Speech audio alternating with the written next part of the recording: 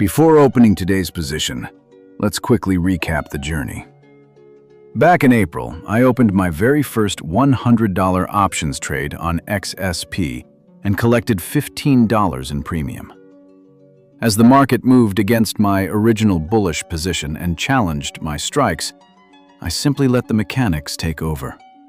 I managed the trade mechanically, rolling the spread to collect another $32 and later an additional $22. That brought our total accumulated credit to $69, pushing this $100 account to nearly $170. Today, that chapter ends. With the position expiring last Friday, I closed the old call spread for just $1, officially ending the call side of this trade. Technically, this isn't a normal roll. I'm completely pivoting the trade.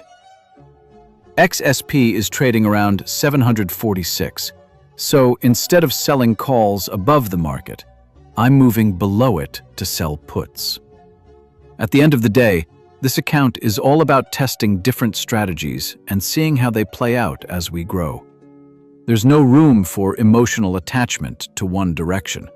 You have to adapt to the market you're actually given. For the new position, I set up a 2-point put spread, selling the 720 put and buying the 718 with 44 days to expiration. I collected $34 in credit, giving us a 75% probability of profit. Now, quick reality check. This spread requires about $170 in buying power.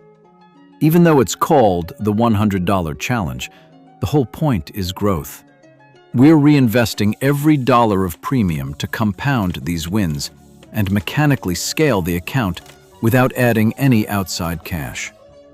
I want to be 100% transparent. This is a small account experiment, not a claim that every trade risks just $100. Moving forward, my management plan is strictly mechanical. I'll monitor the trade around 21 days to expiration, either closing it early to lock in profits, or rolling the strikes if the market drops and puts our position under pressure. At the end of the day, the goal isn't to be right every single time. It's about managing risk, collecting premium, and keeping this challenge alive.